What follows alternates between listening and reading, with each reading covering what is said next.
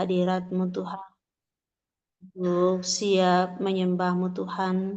Terima kasih Tuhan, kami sungguh mengetahui bahwa ketika kami dekat dengan kasih Allah, dekat dengan Allah, kami akan merasakan ketentraman.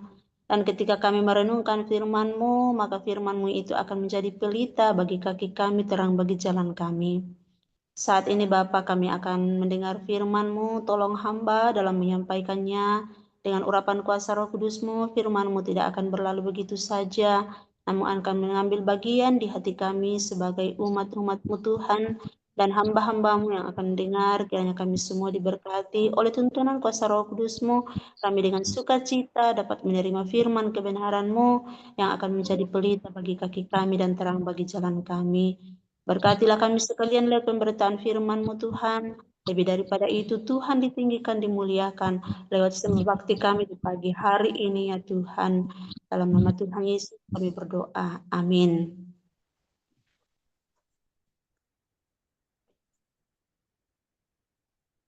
Baik Bapak Ibu, pagi hari ini kita mengucap syukur ada sukacita Tuhan beri. Kita mengucap syukur ada kesempatan baik Tuhan beri bagi kita mengawali pekerjaan kita. Kita boleh sejenak waktu berada di hadirat Tuhan untuk memuliakan nama Tuhan. Baik, kita akan membaca firman Tuhan yang saya telah pilih dari Kitab Yesaya 9 ayat 5. Ayat ini sering kita renungkan dalam suasana Natal, namun pada saat ini bukan dalam suasana Natal, tapi kita akan merenungkannya berkaitan dengan tema yang telah ditentukan, yaitu Kristologi. Kita akan belajar Yesaya 9 ayat 5, satu ayat firman Tuhan saya akan bacakan bagi kita, Bapak Ibu yang dikasihi Tuhan. Saya akan baca dalam terjemahan jilid 2. Sebab seorang anak telah lahir untuk kita, seorang putra telah diberikan untuk kita. Tampuk pemerintahan ada di atas bahunya, dan namanya disebut orang penasihat ajaib, Allah yang perkasa, Bapa yang kekal, Raja damai. Amin. Ya, dari beberapa kali pelajaran kita di waktu yang lalu, kita belajar tentang Kristologi. Dan pada saat ini kembali kita akan belajar tentang Kristologi yang saya berikan tema gelar Kristus menurut Yesaya dan aplikasinya bagi orang Kristen. Gelar Kristus menurut Yesaya dan aplikasinya bagi orang Kristen. Nah, beberapa kali waktu yang lalu kita belajar bahwa ternyata memang benar firman Tuhan bahwa Kristus itu sebelum lahir ke dalam dunia ini memang sudah ada. Sekalipun dituliskan Kristus itu dalam perjanjian lama, namun sebenarnya Yesus Kristus sendiri telah ada di perjanjian baru, bahkan dari kekal hingga kekal. Itu yang kita pahami dalam perjanjian, dalam firman Tuhan. Sebagaimana dalam firman Tuhan tadi dikatakan bahwa sebab seorang anak telah itu bukan menunjukkan kepada belum ada, tapi itulah gaya bahasa Ibrani menunjukkan telah itu artinya memang sesuatu yang sudah barang pasti ada, ya. Jadi bukan hanya baru ada, tidak seperti dalam pengertian kosakata bahasa Indonesia.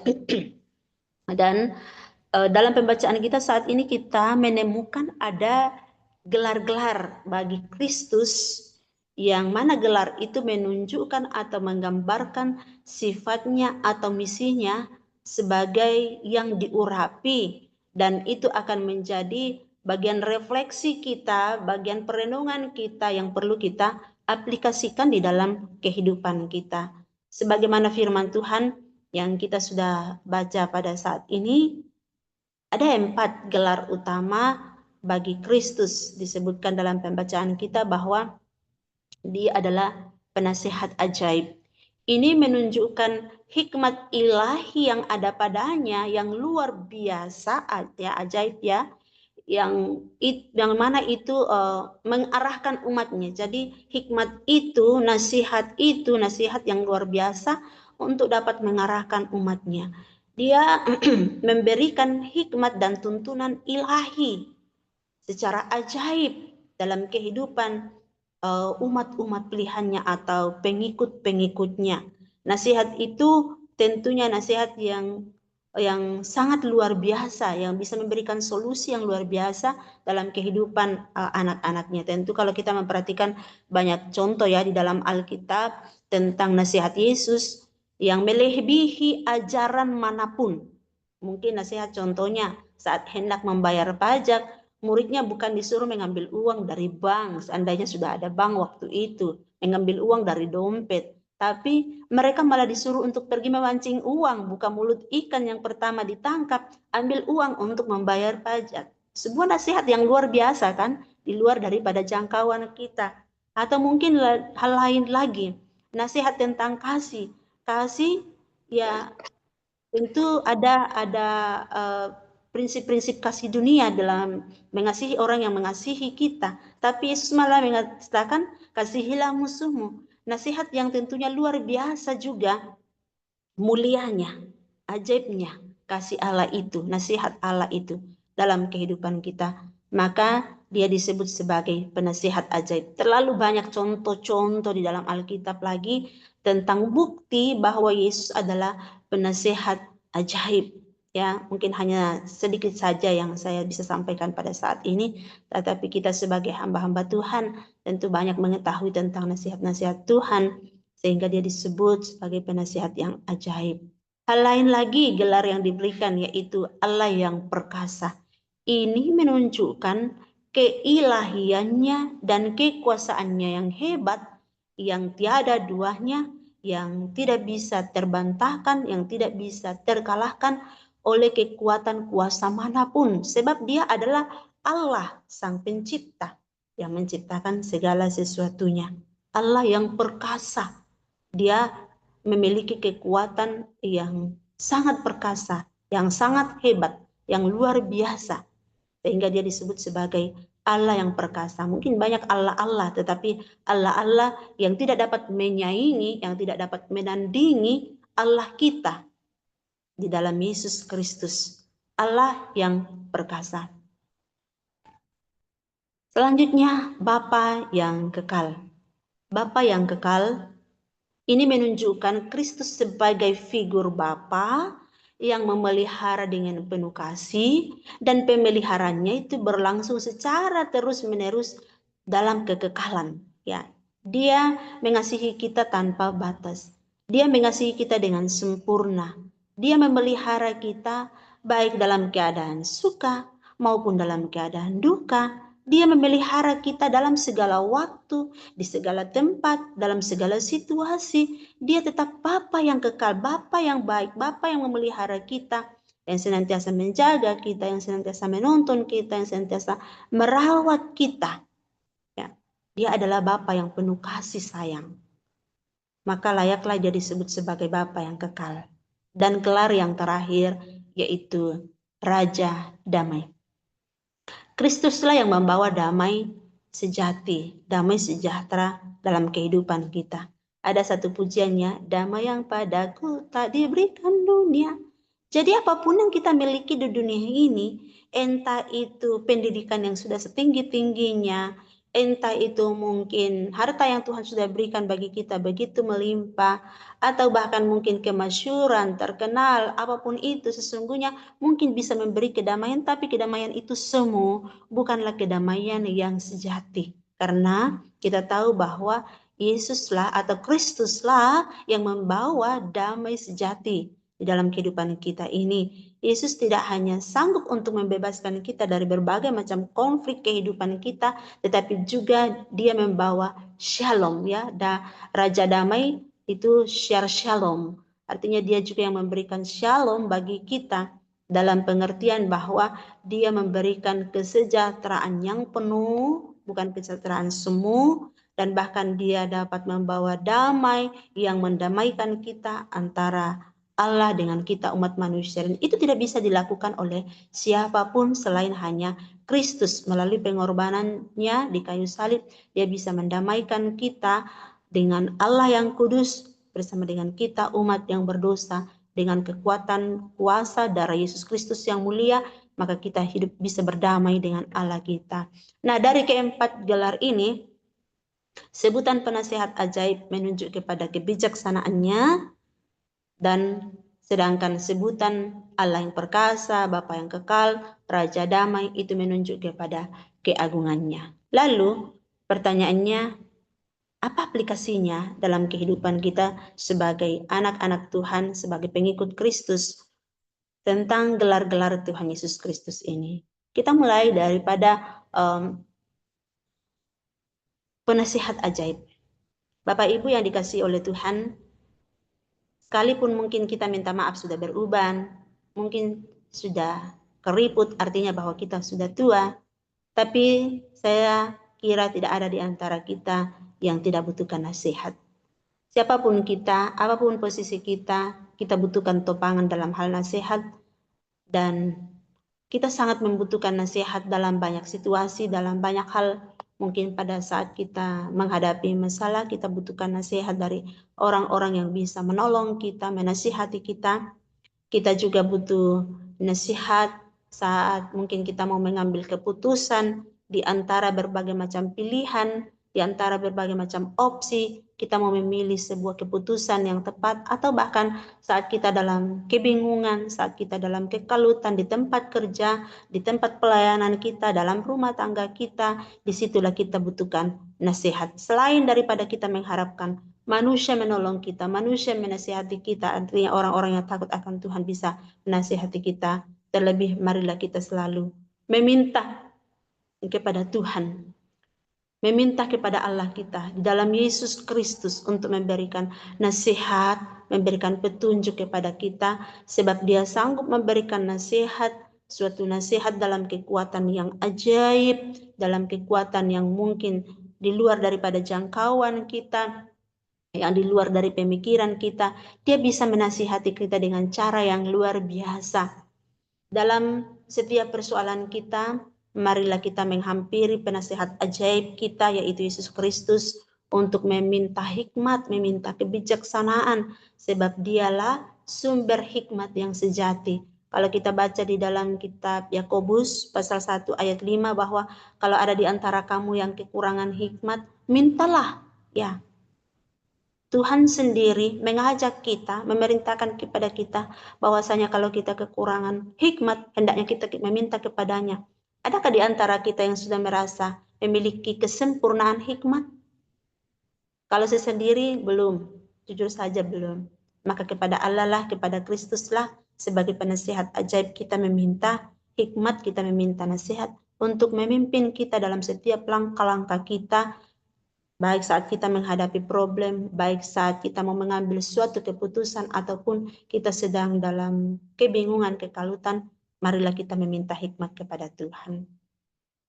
Marilah kita meminta pertolongan daripada Tuhan, memberi petunjuk-petunjuk bagi kita agar kita tidak salah. Lalu bagaimana dengan kaitannya sebagai Allah yang perkasa? Apa aplikasinya di dalam kehidupan kita? Sebagai Allah yang perkasa, tentunya Dia memiliki kekuatan yang sangat hebat, yang sungguh terbukti dalam banyak hal. Ya, Yesus Kristus ketika masih ada di dunia ini terlalu banyak melakukan mujizat dengan kekuatannya yang sangat hebat itu, dan itu sangat terbukti.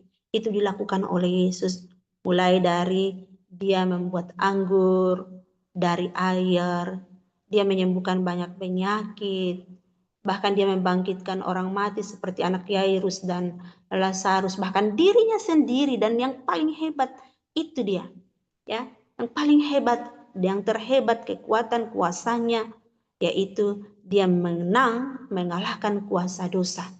Dan hanya Kristuslah yang berkuasa untuk menyelesaikan perkara yang besar, masalah terbesar umat manusia, itu masalah dosa. Hanya Dia yang bisa menyelesaikannya. Sebab itu, marilah kita mengandalkan Kristus sebagai Allah yang perkasa, yang memiliki kekuatan yang hebat di dalam kehidupan kita. Tak ada seorang pun yang dapat menyelesaikan perkaranya tanpa pertolongan daripada Tuhan. Firman Tuhan di kitab Filipi mengatakan bahwa segala perkara dapat kutanggung di dalam Dia yang memberi kekuatan kepadaku. Mari kita merenung sejenak Bapak Ibu. Di dalam perjalanan kehidupan kita, entah mungkin masa remaja kita, masa muda kita yang sudah dalam rumah tangga, sudah dalam pekerjaan, sudah dalam pelayanan, Pernahkah kita menemui suatu problem di mana kita seolah-olah sudah berada pada titik terendah, sudah berada pada titik nol, di mana kita seolah-olah sudah mau give up, kita akan menyerah. Karena seolah-olah kita sudah tidak punya lagi kekuatan apapun. Namun, kembali kita merenung, kalau kita ada saat ini sebagaimana ada, itu kan hanya Allah perkasa yang punya kekuatan yang hebat telah menolong kita. Maka firman-Nya, ya dan amin. Segala perkara dapat kutanggung di dalam Dia yang memberi kekuatan kepadaku. Bapak Ibu, saya sendiri boleh menyaksikan bahwa dalam kehidupan pelayanan kami, terlalu banyak mujizat yang Tuhan sudah buat. Baik dalam kehidupan pribadi saya, dalam kehidupan rumah tangga kami, dalam kehidupan pelayanan apalagi.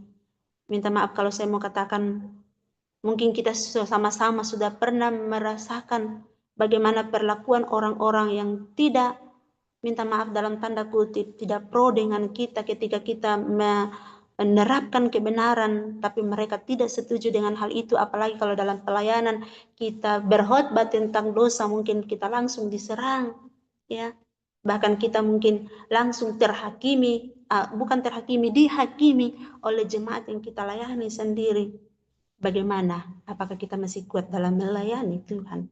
Secara ukuran manusia, kita mengatakan sepertinya Tuhan tidak menolong kita secara ukuran manusia. Tetapi dalam perenungan iman, kami sendiri mau mengatakan bahwa Tuhan menyertai kami. Dan itu yang kami pegang kuat, janjinya bahwa aku menyertai kamu sampai akhir zaman. Dan luar biasa Bapak Ibu, dari tempat ke tempat, dari waktu ke waktu, dalam situasi ke situasi berikutnya, Allah tetap menolong kami karena Dia memenuhi janji pertolongannya itu di dalam kehidupan kami.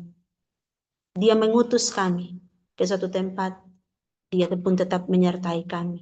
Dia adalah Allah yang perkasa. Tidak mungkin Dia mengutus kita ke suatu tempat baru Dia mengabaikan kita. Kalau kita mungkin berada di sekolah, Bapak Ibu yang mungkin berada di sekolah, di yayasan, di perusahaan, ataupun dalam pelayanan, yakinlah bahwa dalam setiap persoalan kita di sana, Allah perkasa akan menolong kita. Maka datanglah kepadanya, berserah dirilah sepenuhnya kepadanya. Dia akan menolong kita. Selanjutnya, sebagai Bapa yang kekal. Ya, sebagai Bapa yang kekal, saya sudah sampaikan tadi bahwa sebagai Bapa itu menunjukkan kasih sayangnya yang memelihara kita dengan penuh cinta, dan dimanapun kita berada, kapanpun, dan dalam situasi yang bagaimanapun, Dia adalah tetap Allah atau Bapa yang kekal, Bapa yang memelihara kita dengan tuntunan yang sempurna, tak henti-hentinya kasih sayangnya bagi kita. Sebagaimana dalam kitab Ratapan dikatakan bahwa rahmatnya selalu baru setiap pagi. Kasih sayangnya itu begitu indah setiap waktu, dalam segala situasi apapun. Dia tetap menolong kita. Firman-Nya pun juga di dalam kitab Ibrani 13 ayat 5 ya. Dia berjanji, aku sekali-kali tidak akan meninggalkan engkau, sekali-kali tidak akan membiarkan engkau. Maka janganlah kita meragukan akan pemeliharaan dan kasih sayang Tuhan sebagai Bapa di dalam kehidupan kita. Bapa atas semua Bapa. Mungkin kita merasakan figur Bapa yang mengasihi kita di dunia ini. Dan lebih daripada itu Allah kita, Yesus Kristus. Dia adalah Bapa yang kekal yang mengasihi kita dengan kasih sayang yang kita sangat butuhkan. Maka percayakanlah hidup kita sepenuhnya kepada Dia, karena Dia memiliki kesabaran dan kasih sayang yang berlaku dalam hidup kita di segala waktu, dalam segala situasi, dalam segala tempat. Dan yang terakhir, bahwa Dia adalah Raja Damai. Mari kita meyakini dalam kehidupan kita Bapak Ibu dengan sungguh-sungguh bahwa Kristus itu adalah Raja Damai. Jika kita umat manusia di dunia ini, dimanapun pasti kita membutuhkan yang namanya damai. Tapi ternyata bahwa dunia ini tidak bisa menciptakan damai sejati dalam kehidupan kita. Ada sebuah lagu ya, damai yang padaku tak diberikan dunia ini ya. Dan itu betul. Hanya Kristuslah yang bisa memberikan damai sejati. Sebab hanya Dialah yang sanggup mendamaikan manusia dengan Allah. Itulah kedamaian sejati. bukan dari apa yang ada di dunia ini. Sekalipun mungkin hidup kita pas-pasan, tapi kalau Kristus ada dalam diri kita, berarti kita sudah punya semua terlebih damai. Kedamaian itu akan diberikan kepada kita. Ada satu pujian, kalau ku cari damai, hanya ku dapat dalam Yesus, dan memang itu benar, Bapak Ibu. Dalam persoalan apapun yang kita alami, kalau kita berjalan bersama dengan tuntunan Tuhan, kalau kita bersama dengan Kristus, selalu menghadirkan Kristus di hati kita, memberi tempat baginya untuk bekerja, membentuk, menjamah, memproses hidup kita, maka sesungguhnya di balik lika-liku kehidupan ini selalu ada damai, selalu ada sukacita yang diberikan kepada kita. Ada banyak hal di dunia ini yang sangat-sangat berpotensi untuk menghilangkan kedamaian kita, untuk menghilangkan sukacita di hati kita. Maka karena itu, marilah kita mencari kedamaian yang sejati, yang hanya ada di dalam Yesus Kristus, Juru Selamat kita. Bapak Ibu yang dikasihi oleh Tuhan, demikianlah firman Tuhan yang kita boleh pelajari pada saat ini. Kita patut mengucap syukur kepada Allah kita di dalam Yesus Kristus, karena Dia adalah penjamin segala yang baik di dalam kehidupan kita. Dia adalah penasihat ajaib yang akan menasihati kita. Dia adalah Allah yang perkasa yang akan memberikan kekuatan bagi kita dengan kekuatan yang hebat. Dia adalah Bapa yang kekal yang akan memelihara kita dengan penuh kasih sayang. Dia adalah Raja damai. Sumber kedamaian kita adalah datangnya daripada Dia. Karena hanya Dia yang bisa mengorbankan dirinya melalui darahnya. Kita bisa diperdamaikan dengan Allah, bisa diperdamaikan dengan sesama kita, dan kita bisa merasakan damai pada diri kita sendiri bagaimanapun jalannya proses kehidupan yang Tuhan izinkan kita alami. Tuhan memberkati kita dengan firman-Nya. Kita berdoa. Terima kasih Bapa dalam surga untuk firman-Mu yang boleh kami pelajari tentang Kristus yang memiliki 4 gelar berdasarkan kitab Yesaya 9 ayat 5 yang telah kami baca. Tetapi gelar-gelar itu merupakan sifat dan misi Allah dalam karya penyelamatan dan bahkan juga dalam kehidupan kami. Dan kami sungguh meyakini Bapa bahwa gelar-gelar itu adalah berkaitan dengan karyanya untuk mendatangkan kebaikan bagi kami. Sebab itu Bapa, mampukan kami untuk dapat memahami kebenaran-Mu serta mengaplikasikan firman-Mu di dalam kehidupan kami. Kami sungguh mengucap syukur kepadamu ya Tuhan, Engkau berikan Yesus Kristus bagi kami untuk senantiasa menopang kami, menjadi penasihat ajaib dalam kehidupan kami, menjadi Bapa yang kekal, menjadi Raja damai dalam kehidupan kami. Tolonglah kiranya kami Bapa untuk senantiasa bersandar penuh kepadamu di dalam menjalani kehidupan pelayanan kami, kehidupan pekerjaan kami, kehidupan rumah tangga kami, terlebih dalam kehidupan beriman kepada Tuhan. Mampukan kami Bapa untuk senantiasa mengandalkan Kristus, menghadirkan Kristus di hati dan di hidup kami. Berkati kami sekalian lihat firman-Mu Tuhan, dalam nama Tuhan Yesus kami berdoa. Amin.